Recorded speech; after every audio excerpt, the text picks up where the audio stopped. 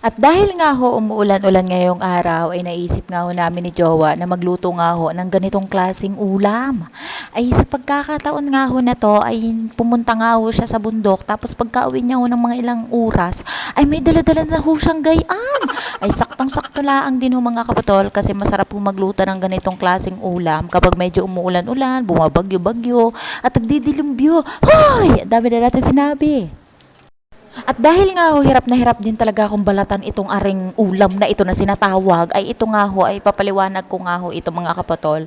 Ang ulam na ho na aming lulutuin ngayon ay ang tawag ho dyan ay ubod ng buli. Ubod nga ho ng buli yan mga kapatol, ay sobrang sarap ho niyan kapag ginataan. Ay tinulungan na nga ho ako ni Jowa para nga ho ay mas mapadali yung aming pagbabalat. Dahil sabi ko nga sa kanya, ay pagkalaki-laking katawan ay pag nang binalatan ay todong liit na rin naman talaga ng laman. Ay sabi ko nga ho kay Jowa ay ganito pa are ang kanyang laman-laman sa loob pero nung tinikman ko ho ay sobrang sarap po niyan, matamis-tamis ho yan mga kapatol kapag kinain mo ng hilaw. Ay ang ginagawa nga hong luto dito mga kapatol ay ginataan, pwede din siya binagoongan, adobo, kalderita, paksi. Huy, ang dami. Hoy, joke lang mga kapatol. Ay ginataan laang rin ho talaga. Ay depende sa iyo yan mga kapatol kung anong gusto mong luto sa kanya. Ay hindi naman yan makakapagreklamo. Kasi nga ay siya ay ubod laang. At yun nga ho mga kapatol ay tinulungan na nga ho ako ni Jowa dito na maghiwa-hiwa ng gayaan. Kasi nga ho ay sobrang tigas ho ng ulo. Uy, sana all matigas. Basta ulo matigas. Hoy! Ay siya, kung ano-ano na naman yung dumadampo sa ating isip, pag gayarn, ay umuulan pa naman. At ayun nga ho mga kapatol, ay biglaan ko nga ho naisip na sabi ko nga ho kay mama, ay yung mga matitigas ba na part ng kanyang ubod at katawan ay sinasama pa ho. Ay tawang-tawa nga ho si mama sa akin kasi sinasama ko daw ho yung mga matitigas at mapapait. Ay pili-pili laang din naman ho yung kailangan dito para nga ho ay madali nga lang ho siyang lagain, gataan at ulamin. Ay sabi nga ho ni mama ay expert na nga si mama dito sa pagtatadtad ng ubod. Ay para nga ho sa mga kakakita ng vlog ko, sa mga nagtitinda dyan na sinusupot-supot, ay tignan nyo ho na maigi kung ano yung ginagawa ko dito. Ay kumuha laang rin ho ako dito mga kapatol ng planggana. Tapos habang tinatadtad ko nga ho ay para maalis yung mga pait. Tapos hindi siya magdilaw-dilawan. Ay ibabad mo yan mga kapatol sa may tubig sa planggana. Tapos nakaagos laang yung flowing na tubig ba. Medyo makonsum-konsum laang din naman ho talaga siya sa mga tubig kasi kailangan yan kasi para hindi mamula yung mga katawan. Ay nakakasagwa din naman talaga kapag mamula-mula kung uulamin. Huy, sana all mapula. At ayun nga ho mga kapatol, ay pagkatapos ko nga ho mutad-tad-tad na rin, tapos ibabad nga dito sa may planggana na maliit nga lang, ay sabi ko nga ho kay Jowa, ay bakit naman gayon yung ating ubod? At ang katawan ay pagkalaki-laki ay nung nabalatan na nga siya mga kapatol, ay pagkaliit-liit nang natira. Parang kakapiranggot na laang din yung ating hinati-hati dyan. Ay papaano naman tayo makakapagbigay sa mga kapitbahay natin kung gayaan naman yung nangyari sa ating ubod? Ay iniisip-isip ko nga ho, ay akala ko talaga ay marami yung magagawa nga ho namin dyan. Pero nung tumagal-tagal na laang, na-realize ko sa sarili ko, nakakapiranggot laang yung nakuha namin. Ay gayon nga ho dun talaga kasi nga ho, ang sabi nga ho ni Jowa, ay maliit nga lang ho yung ubod na nakuha. Ay sabi ko, ay may maliit pa yun. Ay napakalaki ng katawan. Ay maliit nga lang daw ho yung ubod na nakita niya na buli. Ay sabi niya nga ho, ay kapunin niya na agad si buli para nga ho, ay hindi na magtuloy. Ay delikado yun kapag tumaas. At ayun nga ho mga kaputol, ay nakita niyo naman ho na binabad-babad ko lang dyan ng 30 minutes. Tapos hinugasan ko na rin yung mga kaldero na pagsasalangan natin mga kaputol. Kasi nga ho, ay kailangan din ho talaga na ibabad itong ating si ubod. Ay habang nga ho ay naguhugas nga ako dito, ay sabi ko ho kay Jowa, ay parang hindi niya na naman naharap na hugasan yung aming mga plato. Ay hindi nyo nga ho nakikita, ay nasa gilid nga ho, ay sandamakmak ho ang plato dyan na nakatambak.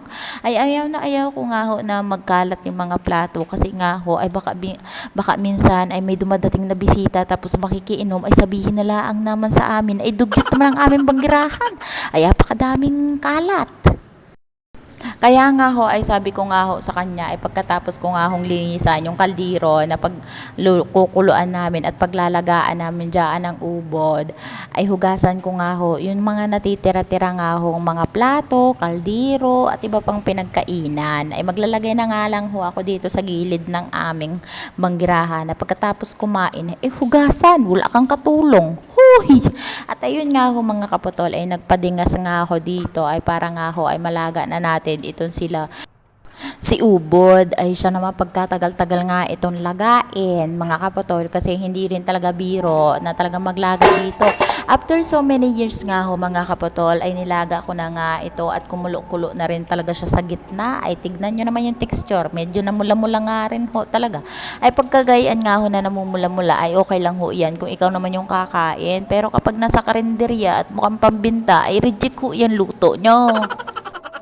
Pero daanan na lang din natin sa may linis-linis, tapos sa sarap, o 'di ba? Sana all masarap. At ito na nga ho yung sinasabi ko sa inyo mga kapatol, ay pagkatapos ko nga hong magsalang ng mga nilaga nating ubod, ay hinugasan ko na rin dito yung mga plato na nakakalat. Ay tatlo nga lang ho talaga kami dito sa bahay naming maliit. Ay sandamakmak yung kalat namin palagi sa banggirahan. Ay hindi rin talaga mga kaputol pwedeng magtagal yung mga plato namin dito kasi nga ho ay magpipiesta na naman yung mga matitinong manok ng kapitbahay namin. No choice naman tayo mga kaputol kasi nga ho ay ikaw laang din naman yung magliligpit niyan. Ay bakit hindi pa ligpitin ng mas maaga, di ka nga. Ay napapansin niyo ho ay nagpalit po ako ng damit dito kasi nga ho ay nung paggagayat ko ho kanina ay basang-basa ho ako. Ay pagkatapos ko nga ho maghugas ay basa na naman. Sa mga nagtatanong ho, ay ganyan lang ho ako mag-ugas ng plato, ganyan lang ako maglinis, ay tignan nyo naman kung paano kabilis ang fast forward ng paghuhugas ng plato. Pero sa totoong buhay, ay matagal-tagal ho iyang gagawin. Ay payo ko laang doon sa mga mami dyan, mamsi dyan, or mga nanay na ugaliin nating maglinis ng kusina, maglinis ng ating mga banggirahan, na kahit anumang lilinisin ay mas mga sarap po sa pakiramdam kapag malinis at kahit nakubo-kubo laang at kahit sira-sira laang yung bahay mo. Pagkatapos nga nating maalisan ng tubig yung ating nilagang ubod, ay gagayan laang ho yung gagawin nyo. Huhugasan nyo ho yan para maalis yung mga pait. Pero kapag bago naman ho talaga yung ubod, ay kahit na isang lagaan lang ho yan, ay hindi ho yan mapait kapag ginataan. Habang nagkakayod nga ho ng nyug si Jowa, ay nagsaing muna ako para hindi naman ho sayang yung aming mga padingas na sa ilalim ng kalan, yung gayon. Tapos naghiwa na rin ako mga kaputol dito ng sibuyas. Mga ilang pirasong sibuyas laang naman ho mga kaputol ang aking hiniwa dito. Tapos syempre nga ho ay dahil nga simple recipe lang ang aming mga iluluto ngayon, ay nagbili nga ho ako dito ng isang pirasong hakata na kulay pula. Tapos nilagay ko na laan din dito ng magic sarap, sibuyas. Tapos sinabay ko na laan din naman mga kaputol yung hakata nga ho na ating binili kanina.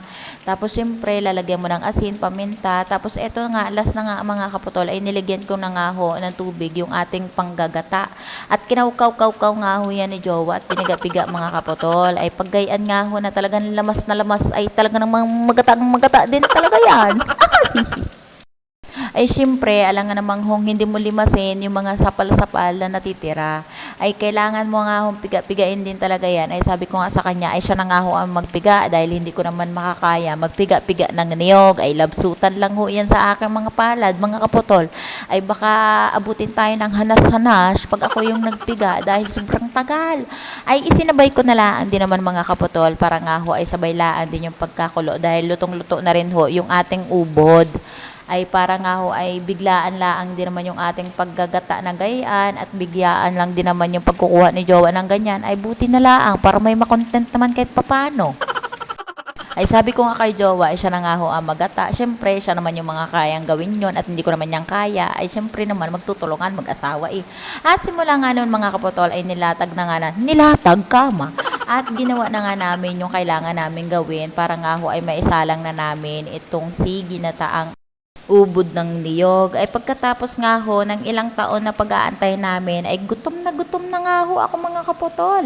At sabi ko nga ho kay Jowa, ay kumuha nga ho siya ng 2 mangkok para mabigyan ko si ate, mabigyan ko si mama, at yung ibang mga kapitbahay. Huy, sana all, mapagbigay.